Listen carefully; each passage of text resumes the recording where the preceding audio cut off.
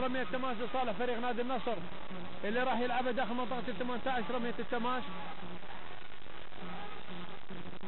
غير رأيه ورجع إلى عبد الله عبد العزيز. محمد عبد الله وغازي القهيدي وخطرة للنصر.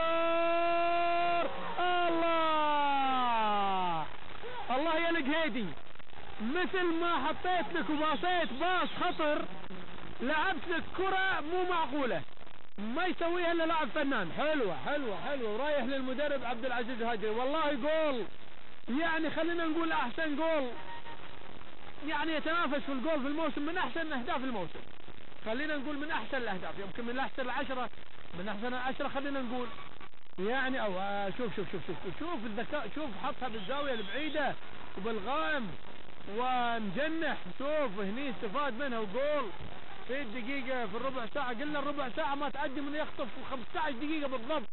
في ال 15 دقيقة الأولى يستطيع غازي القهيدي في الربع ساعة الأولى يسجل هدف الأول للنصر. شوف الإعادة، شوف غازي حتى بالإعادة جول صح.